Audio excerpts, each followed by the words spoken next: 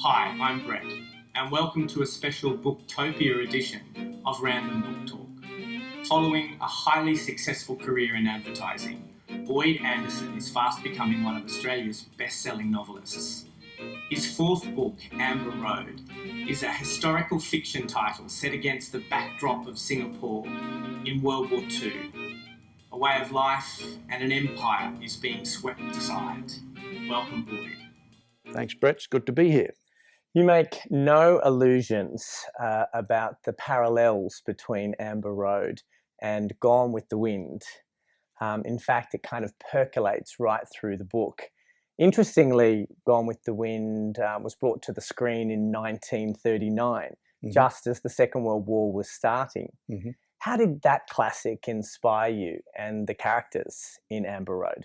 Well, that's actually where the whole thing started. I was riding my bike one day. I had just seen the Gone with the Wind, the film, which I've got to say I think is better than the book. However, I'd just seen the film probably for the 20th, 30th time. Yep. And it was just, as you say, percolating around in my brain that that story about the end of the civilization of the South because of the Civil War is really not a big story when you think about what happened as a result of the Second World War. That was the end of the British Empire. Yeah. An entire empire finished. But not only did that empire finish over those 5 or 6 years, it finished on one day. The fall of Singapore was the end of the British Empire. You can date it to that one day. And that's when I started to think, that's the story I wanted to write. Then I, as you say, percolated around for a bit. And I also found that I liked the characters of Gone with the Wind.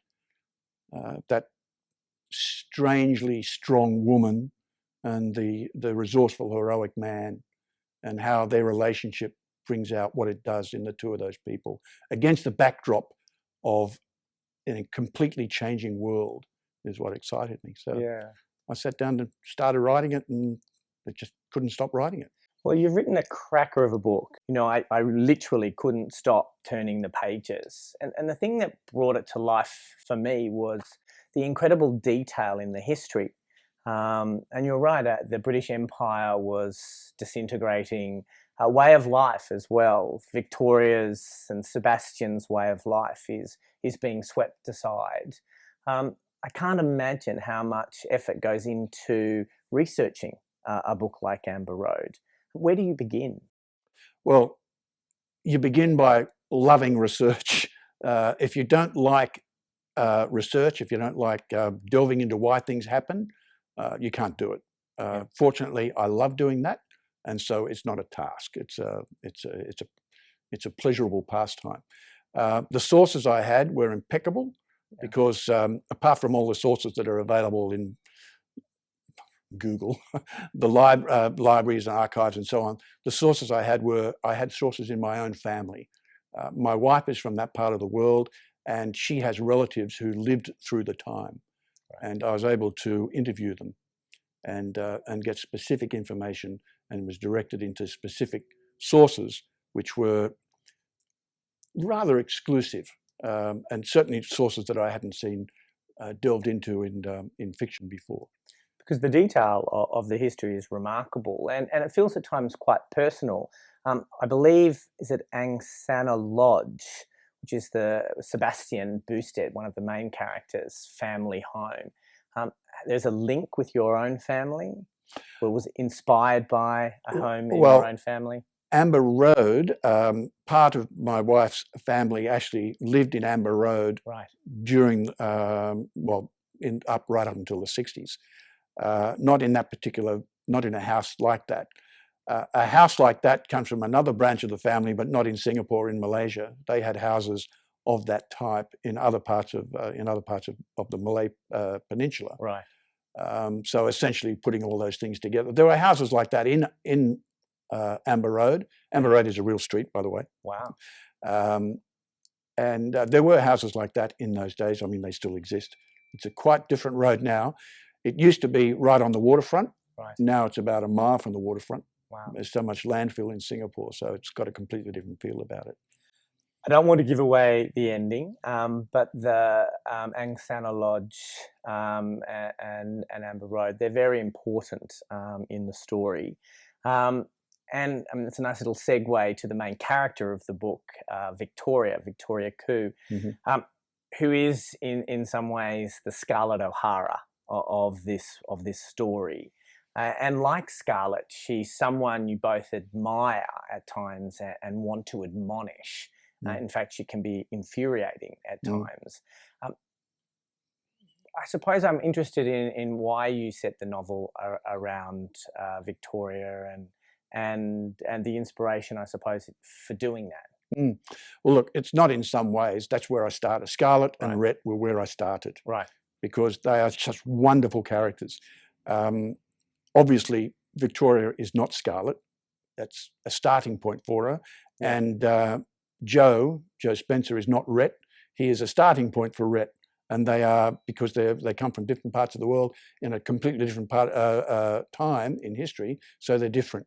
But yes, look, Victoria, essentially what I find is that I really like writing women characters. Women characters who let's face it, women start from a disadvantageous position in life, generally, and certainly in that part of the world and in that time, very disadvantageous. But a woman who can, through her own resourcefulness, through her relationships, through the family, and through the events that she finds herself in, manages to find within herself the power to change her life completely. I find very inspiring, and so it's not difficult to write about. It's inspiring to write about it. She's an inspiring character, and she goes through a lot in this book, but she's right there at the end. And I mean, I guess she and Joe are the two main characters. I love Joe Spencer, by the way. He's a fantastic character. And at the end of the book, it's a big book at over 600 pages. I had that feeling I always have when I finished a book that I love, which is I kind of feel a little bereft, actually, that it's over and I have to say goodbye to them. And I got to thinking, well, I wonder what it's like for the author, the writer. So what is it like when you've literally written that last sentence? And I imagine you've been working on a book for months, years. Yes, well, an author obviously has an advantage over a reader in that the characters never stop. The characters never die. They're always there in your head. So there's always the opportunity, for instance, to write about them again. So they're not over. So there could be an Amber Road, the sequel. Well, theoretically there could be, yes. Many people have tried to write Gone with the Wind, the sequel, and failed. So you've got to be very careful. However, I'm sure in Margaret Mitchell's head, Scarlett and Rhett never died. Whether they got back together again, who knows? Whether, well, I'm not going to give it away, but no, don't give it away. Victoria and Joe live on, as far as I'm concerned. So I don't feel bereft at the end of the book, because that's that part of the story. It's almost like that's a chapter which I've finished. And if I want to, I can go back to it. Whether anyone's interested in reading that's another thing. But so I guess bereavement is not part of the process. Right. Okay. Yeah, that's a good answer. I guess I'm always interested in what writers are reading. So I imagine through the process of writing Amber Road, you've read a few books as well. Do you have a favourite of the last 12 months? Of the last 12 months? Well, look, yes, writers, you have to read. I'm reading all the time. I'm reading constantly. And I guess it comes down to two types of books that I'm reading, two types of things that I'm reading. One is I'm reading for research, usually for the next book I'm writing. Certainly talking about the last 12 months. Or I'm reading for enjoyment, far less for enjoyment than a regular reader, because mostly I have to read for either research or for inspiration. Sure. So is there a standout? Well, can I divide it into those two things? Sure. Because certainly for research, two books which really stood out for me, because one book is Manhattan 45 by Jan Morris. it captures Manhattan or America at the height of its power, and I find it fascinating to read. That was research. And another one for research is one called China Lessons by John Pomfret, which is also a few years old, but it was about, John Pomfret was the first American university student to go to China to enroll in a Chinese university in the 80s after China opened up.